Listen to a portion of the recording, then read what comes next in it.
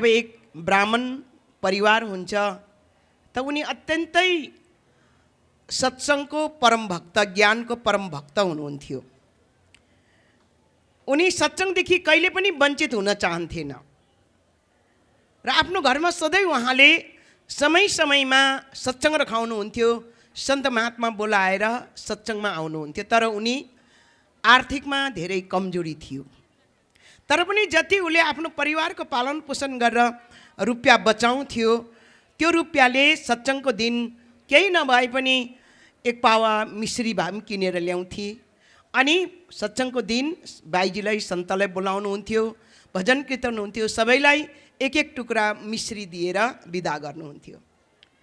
र त्यो सत्सङ्गमा सधैँ शिव पार्वती पनि उपस्थित हुनुहुन्थ्यो, सधैँ नै।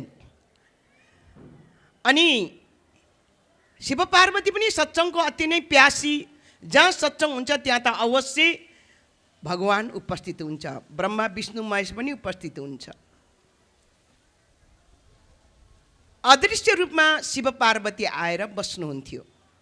त पार्वतीलाई दया लाग्यो उसको आर्थिक कमजोर देखेर र स्वामी तपाईँको यस्तो परम भक्त सधैँ सत्सङ्ग राख्नुहुन्छ, तर के गर्ने, आफ्नो भक्तलाई सही रूपले चियापानी पनि खिलाउन सक्नुहुन्न, सिर्फ अलिअलि मिश्री बाँटेर बिदा गर्नुहुन्छ। यस्तो भक्तलाई तपाईँले दया गर्नुहोस् न भनेर भने भगवान शिवजी त मान्नु भएको थिएन। तर पार्वतीले बार बार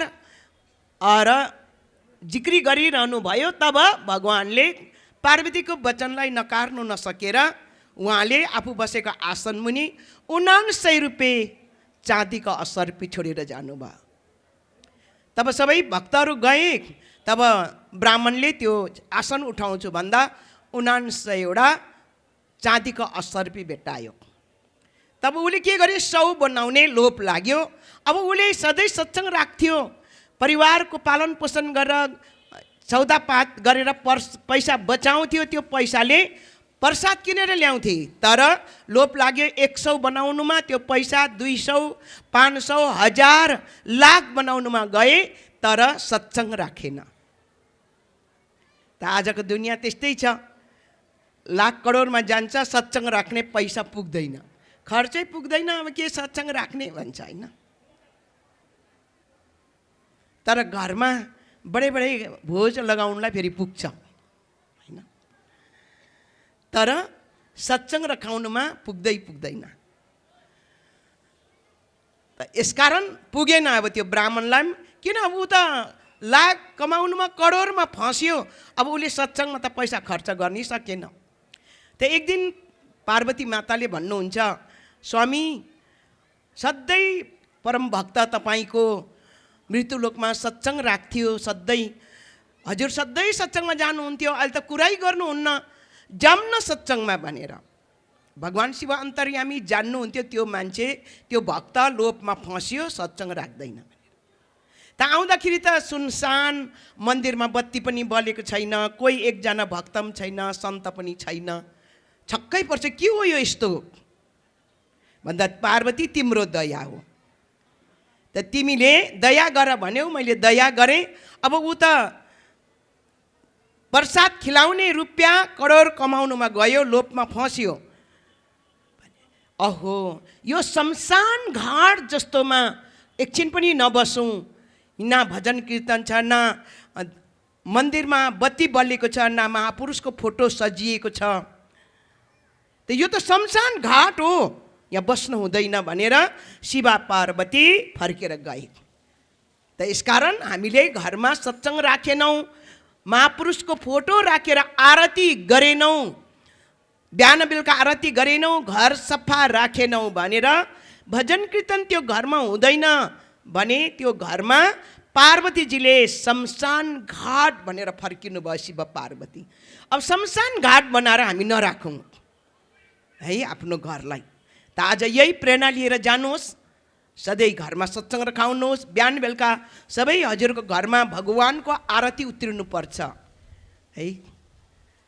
तर भक्तहरू भ्याउँदैनन्, बरु टिभी हेर्छन्, मोबाइल खोलेर बस्छन्, भगवानको दीप बाल्नु पनि भ्याउँदैन, आरती गर्नु पनि भ्याउँदैन, भगवानको फोटोको अगाडि महापुरुषको चित्र सजाउनु पनि सक्दैन, बरु त्यहाँ हरेक प्रकारको दुनियाँका फोटोहरू सजाएर राखेको हुन्छ, परिवारको फोटो खर्च गरेर सजाएर राखेको हुन्छ।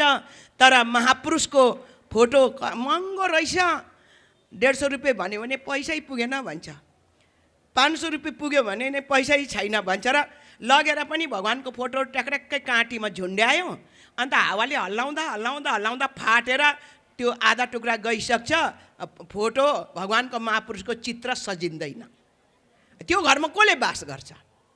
सोच्नुहोस्, भगवान्को फोटो भगवान्को महापुरुषको चित्रले त्यो ठाउँमा ठाउँ पाएन होइन।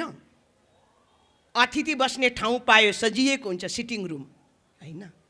बच्चाहरू पढ्ने खेल्ने ठाउँ पायो होइन। तर भगवान्को पूजा गर्ने ठाउँ पुगेन। त्यो भगवान्लाई नै राख्दै राखेन, घरमा भगवान्को पूजा गर्ने ठाउँै पुगेन भने त्यो घरमा भगवान्ले बस्छ कि बस्दैन होला? कसले?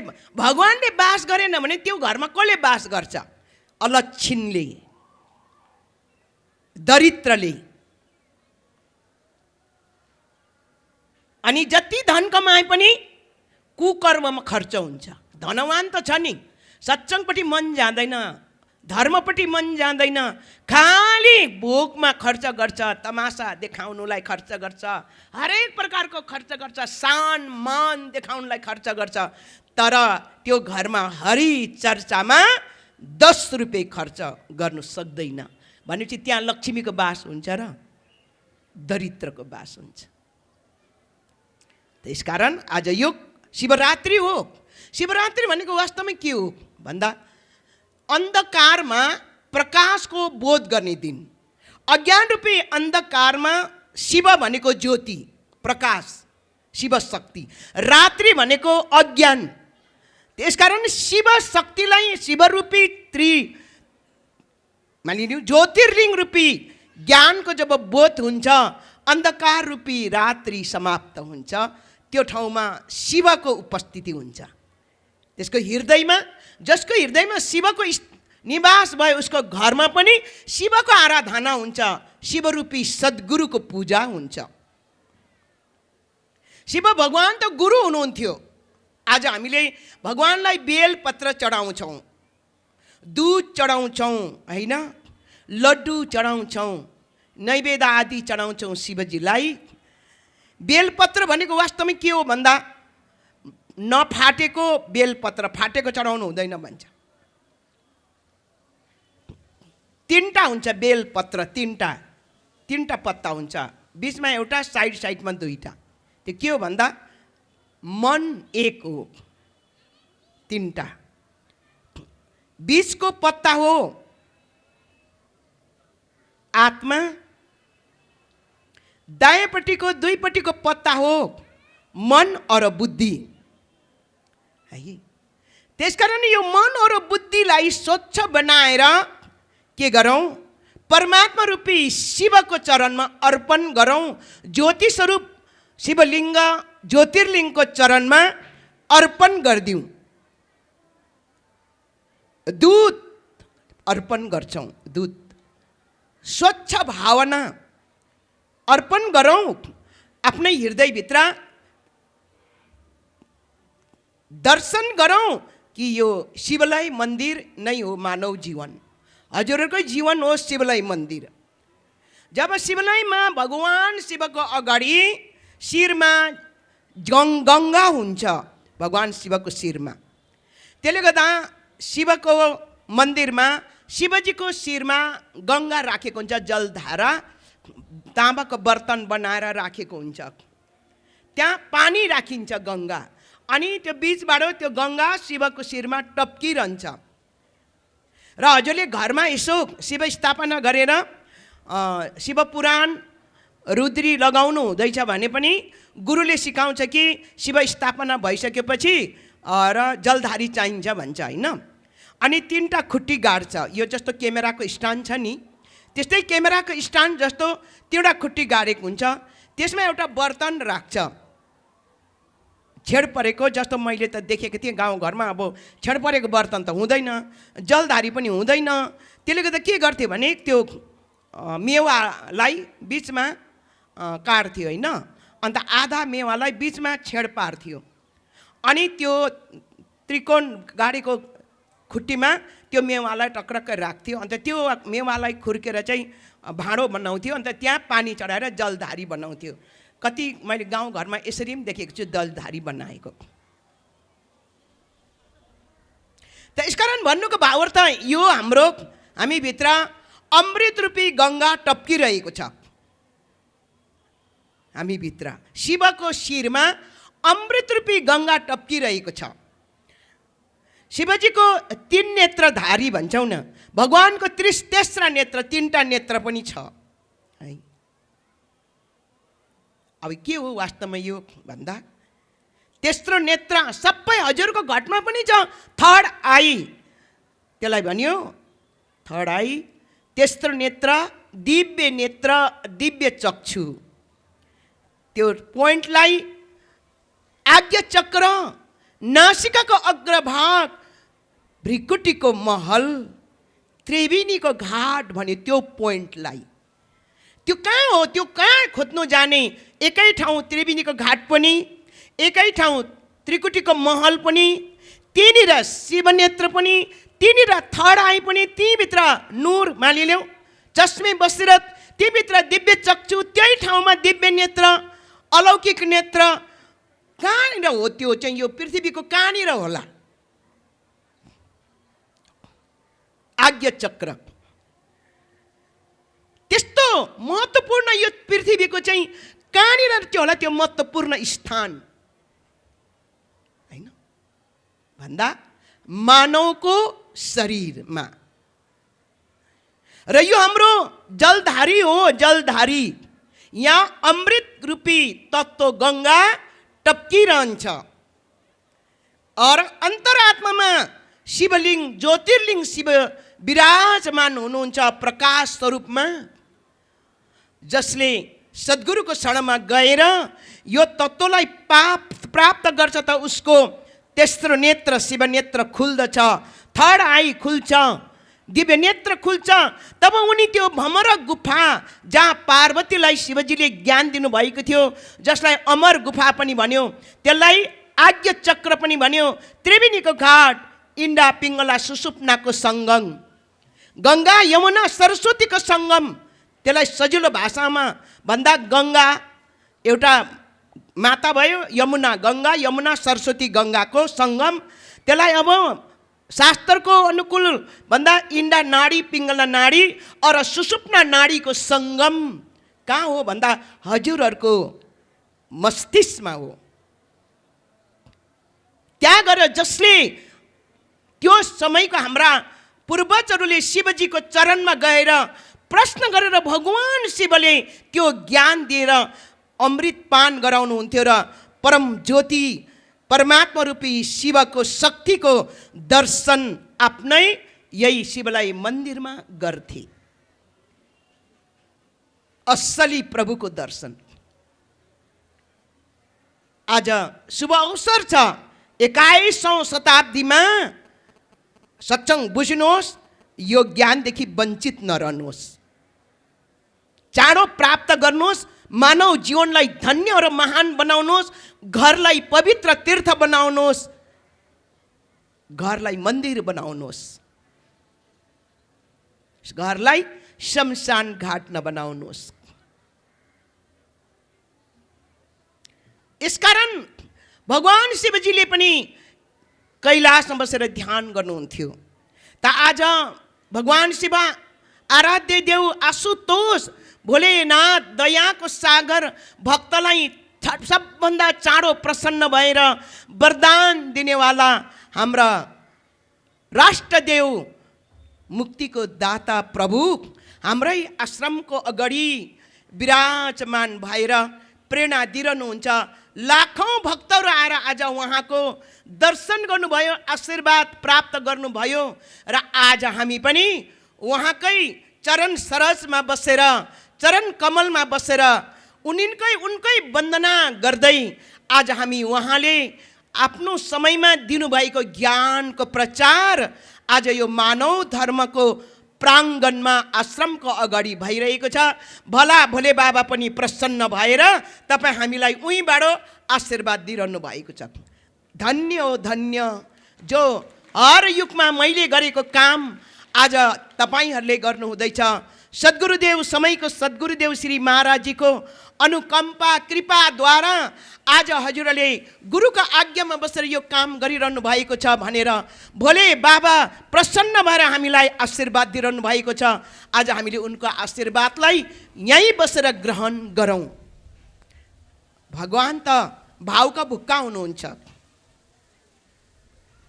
धनका भुक्का होइन। भावले जहाँ बसेर प्रभुको स्मरण याद गर्छौँ प्रभु प्रसन्न हुन्छ। यसकारण जब भगवान शङ्करजी त यही कैलाशबाट मृगको रूप धारण गरेर यही पशुपति क्षेत्रमा आएर विचरण गर्नुहुन्थ्यो। माता पार्वती कहाँ जानुभयो, प्रभु स्वामी कहाँ जानुभयो भनेर प्रभुको खोजीमा कति तडपिनुहुन्थ्यो।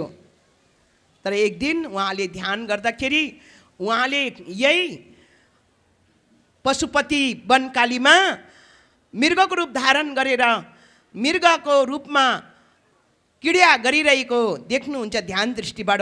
तब उनी पनि आएर प्रभुलाई भेट्नु आउनुहुन्छ। कसरी चिन्ने त्यो मृगभित्र भगवान शिव भनेर? तर उहाँले चिन्नुभयो, तर ऊ मलाई चिन्छ भनेर भाग्नुहुन्थ्यो। तब त्यही ठाउँमा आज भगवान शिव विराजमान हुनुहुन्छ। कहिले किराँतीको रूप धारण गरेर त्यही विचरण गर्नुहुन्थ्यो। माता पार्वती पनि किराँतीको रूप धारण गरेर किराँती भएर त्यहाँ आएर उनको दर्शन गर्नुभएको थियो, ध्यान साधन गर्नुभएको थियो। त्यसले गर्दा आज धर्ममा हामी त किराँती धर्म हौँ भनेर कति किराँती दाजुभाइहरू हामी त किराँती हौँ, किराँतीको धर्म हो, हाम्रो धर्म किराँती हो। किराँती भनेको को भन्दा भगवान शङ्करजी हो। त किराँतीश्वर महादेवले अहिले पनि त्यहाँ किराँतीश्वर महादेव पनि हुनुहुन्छ। कतिपय जानुहुन्छ किराँतीश्वर महादेवको दर्शन गर्नुलाई, बागमतीको तीरदेखि माथि डाँडामा हुनुहुन्छ होइन, शिला। त उहाँले त आत्मज्ञानको प्रचार गर्नुभएको थियो। भगवान किराँतीश्वर महादेव यही वनमा आएर पनि ध्यान गर्नुहुन्थ्यो। पार्वती पनि आएर त्यहाँ ध्यान गर्नुभयो। माता पार्वती किराँती रूप धारण गरेर के को ध्यान गर्नुभयो उहाँहरूले भन्दा जब पार्वतीजीले स्वामी तपाईँ कसको ध्यान गर्नुहुन्छ? हजुरको ध्यान त मृत्युलोकका भक्तहरू, ऋषिहरू, तपस्वीहरूले तपाईँको उपासना गरिरहनुहुन्छ। तपाईँ कसको ध्यान गर्नुहुन्छ स्वामी? मलाई बताउनुहोस्, मलाई त साह्रै शङ्का भयो। तपाईँभन्दा ठुलो को हुनुहुन्छ? अर्को तपाईँको इष्टदेव को हुनुहुन्छ भन्दा भगवान किराँतीश्वर महादेव भन्नुहुन्छ। हे किराँतिनी पार्वती, म त आफ्नै स्वरूपको ध्यान गर्छु। भगवानको आफ्नो स्वरूप चाहिँ कस्तो हो त? भगवान शिवको वास्तविक रूप चाहिँ कस्तो हो? आफ्नो स्वरूप कस्तो हो त भन्दा ज्योतिर्लिङ्ग, प्रकाश। हजुर हामीले कथा प्रसङ्ग सुन्छौँ, त्यो ज्योतिर्लिङ्गको दर्शन गर्नुभयो रे। भगवान ब्रह्माजीले पनि ध्यान गर्नुभयो अरे, भगवान विष्णुजीले पनि। अनि यो ज्योतिर्लिङ्ग अनन्त कहाँबाट उत्पन्न भयो, कहाँ विलय हुन्छ? अनन्त अनन्त त्यसको उत्पत्ति र अन्त र सुरु र अन्तै थाहा पाएन। तब म पत्ता लगाउँछु भनेर भगवान विष्णु जानुभयो रे। जाँदा जाँदा उसको त्यो ज्योतिको अन्त पत्ता लगाउँछु, सुरुदेखि अन्त कहाँ रहेछ भन्दा पत्ता लगाउनु सकेन। तब उनी फर्केर आएर मैले त पत्ता लगाउनु सकिनँ भनेर ब्रह्माजी म त पत्ता लगाएर आउँछु भनेर जानुभएको। ब्रह्माजीले पनि पत्ता लगाउनु सक्नु भएन। तर ब्रह्माजीले चाहिँ मैले लगाएँ भनेर झुट बोल्नु भयो अरे। मैले चाहिँ पत्ता लगाएँ भनेर। तिम्रो साक्षी चाहिँ को हो भन्दा चाहिँ क्यातुके फुललाई राखे अरे, ऊ हो मेरो साक्षी भनेर उसले देखेको छ। तब क्यातुके फुलले पनि हो भनिदियो अरे, त्यहाँदेखि तिम्रो झुट बोल्यौ भनेर क्यातुके फुल पनि भगवानको पूजामा चढ्दैन, ब्रह्माजीको पनि पूजा हुँदैन। आज कहीँ ब्रह्माको मन्दिर छ? छैन नि, होइन। किन उसले झुट बोल्यो? ज्योतिर्लिङ्ग पत्ता लगाएँ भनेर। यस कारण त्यो ज्योतिर्लिङ्ग सर्वव्यापक छ, अनन्त। त्यसले गर्दा कबीरले त्यसलाई त्यो ज्योतिर्लिङ्गको व्याख्या गर्दै के भन्नुहुन्छ भने, हम है वह देश का जा आदि अनंत का खेल, दीपक देखा गैब का बिना बाती बिना तेल। हामी, तपाईँ हामी भनेको हामी सबै चराचर जगतको प्राणी चाहिँ कहाँबाट आएको भन्दा त्यो अनन्त अनन्त प्रकाशको अंश हौँ। त्यहाँबाट हामी जन्म पाएको हौँ, उसको अंश हौँ हामी। हाम्रो देश भनेको चाहिँ उहाँबाट हामी यहाँ आएको हौँ। दीपक देखा गैब का, मैले यस्तो प्रकाश देखेँ अचम्मको, जहाँ बाती पनि थिएन, दियो पनि थिएन, बाती पनि थिएन, तेल पनि थिएन। बिना बाती बिना तेल पनि यस्तो प्रकाश मैले दर्शन गरेँ भनेर। अब त्यो बिना बाती बिना तेलको प्रकाशको मन्दिर को हो भन्दा, कहाँ हो त त्यो प्रकाश जलिरहेको मन्दिर भन्दा, मानवको शरीर हो। मन मथुरा दिल द्वारिका काया काशी जान, तेरे तन में दसौं धारा देहरा ज्योति पहिचान। तब पार्वतीजीले त्यो स्वरूपको बोध मलाई पनि गराउनुहोस्, मलाई पनि त्यो ध्यान गर्ने विधि दिनुहोस् भनेपछि भगवान शङ्करजीले पार्वतीलाई ज्ञान दिनुभयो। कहाँ लगेर अरे भन्दा, अमर गुफामा लगेर अमर ज्ञान दिनुभयो। कहाँ हो त्यो अमर गुफा? कति जानुभयो होला तीर्थमा? अमरनाथ पुगेर आउनुभयो होला, बद्रीनाथ केदारनाथ पुगेर आउनुभयो होला, कन्याकुमारी पुगेर नेपालको मुक्तिनाथ, रामेश्वर कुण्ड, परशुराम कुण्ड पुगेर आउनुभयो होला, मान सरोवर पुगेर आउनुभयो होला। शिवजीले प्रचार गर्नुभएको ज्ञान लिएर आउनुभयो? आउनु भएन, होइन, दिनु भएन। गोसाई कुण्ड जानुभयो होला। गोसाई कुण्डमा नेपालको पर्यटक क्षेत्र अति नै पवित्र तीर्थ गोसाई कुण्ड पनि हो, जहाँ कि जनै पूर्णिमाको दिन त्यहाँ मेला लाग्छ भन्छ। तर जानु धेरै कठिन, तर पनि पुगेर आइरहेको छन् तीर्थ गर्नलाई। यसरी कष्ट खपेर हरेक तीर्थ घुमेर आए, तर मन रूपी मथुराको तीर्थ, दिल रूपी द्वारिका रूपी तीर्थ, काया रूपी काशीको तीर्थमा कसैलाई इच्छा छैन जाने। यो तीर्थ एक दिन कहाँ जान्छ? आर्य घाटमा चिता माथि यो मन्दिर जलेर राग बन्छ। त्यति बेला तपाईहरू यो तीर्थको देवता नर्कगामी बन्छ। यो तीर्थमा बसेका जो आत्मा छ नि, देवता छ नि, यो नर्कको यमको यातना दण्ड भोग्छ। अन्त मान्छेको चोला रूपी मन्दिर कहाँ पाउने? कसले दिने? कहिले पाउने? हेला नगर्नुहोस्, यो मन्दिर हो, यो मानव चोला वास्तविक परमात्माको धाम हो। प्रभु रामचन्द्र महाराजले अयोध्यावासीलाई भन्नुभएको छ, बडे भाग्य से मानुष तन पावा, बडे भाग्यले पाएको मानुष तन। यो हजुरको तन भन्नुहोस्, यो मेरो तन बडो भाग्यले पाएको। कोही भन्नेवाला हुनुहुन्छ, ए बडे भाग्यले घर बनाएँ, बडे भाग्यले घडेरी किने, बडे भाग्यले कुवेत जानु पाएँ, बडे भाग्यले कतार गएँ, बडे भाग्यले मेरो छोरालाई मलेसिया पठाएँ, बडे भाग्यले अस्ट्रेलिया पठाएँ, अमेरिका पठाएँ, बडो भाग्यले उहाँबाट छोराहरूले डलर कमाउँदै दियो र काठमाडौँमा 2टा बिल्डिङ बनाएको छु, दामी कार किनेको छु, घर बनाएको छु, बडो भाग्यले।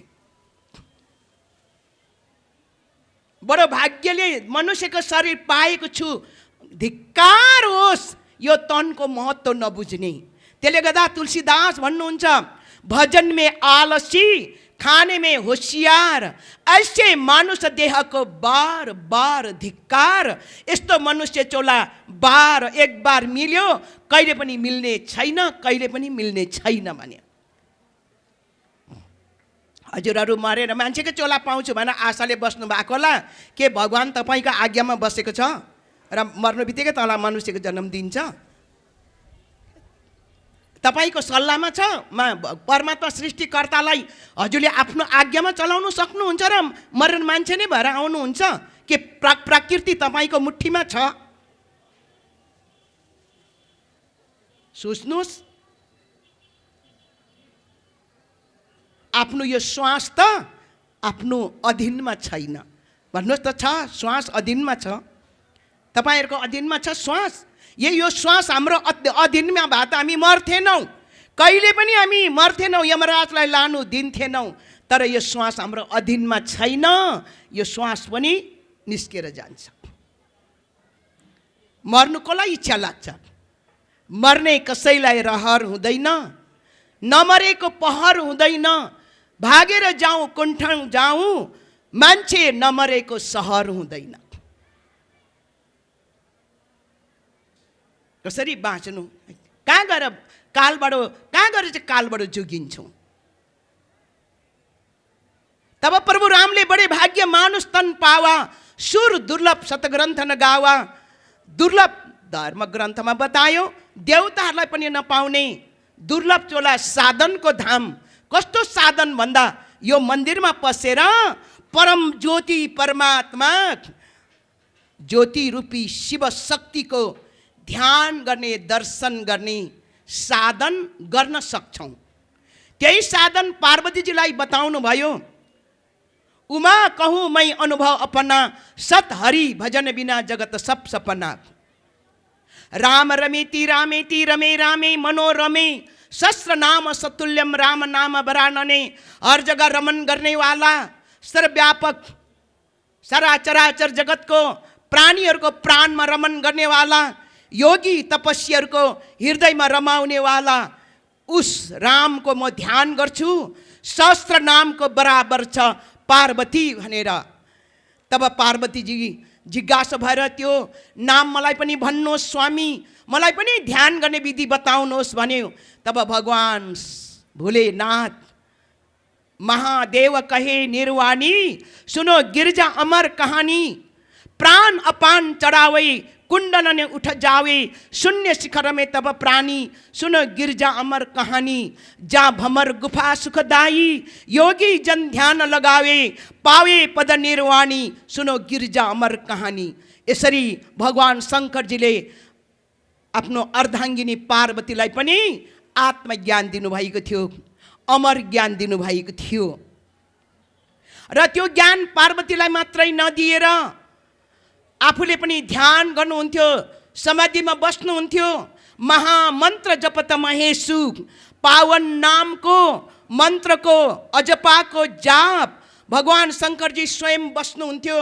आफूमा मात्रै सीमित नराखेर काशी मुक्ति हेतु उपदेशु। काशीमा गएर तपाईँ हाम्रो पूर्वज हजारौँ पूर्वजहरूलाई काशीमा गएर यस ज्ञानको उपदेश दिनुभयो। त्यसले गर्दा शङ्करजी गुरु रूपमा आउनुहुन्थ्यो धरातालमा। तब गुरु ब्रह्मा, गुरु विष्णु, गुरुदेव महेश्वर, महेश पनि गुरुको रूपमा आएर ज्ञानको प्रचार गर्नुभयो। विष्णु भगवान पनि गुरु बनेर आएर ज्ञानको प्रचार गर्नुभयो। ब्रह्माजी पनि आएर आज हजुरको समयमा ब्रह्माजी आउनुभयो गुरु बनेर, विष्णुजी आउनुभयो, तपाईहरूको गाउँ घरमा शङ्करजी आउनुभयो गुरु बनेर ज्ञानको प्रचार गर्नु।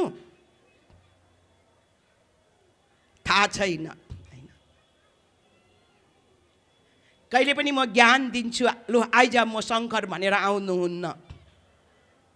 भेष देखिए मत भूलिए, पूछ लीजिए ज्ञान, मोल करो तरवार का परिरहना दो म्यान। हजुरको गाउँमा साधु सन्त आउनुभयो होला सत्सङ्ग गर्नु, गाउँठाउँमा छिमेकीको घरमा सत्सङ्ग सुनाए होला।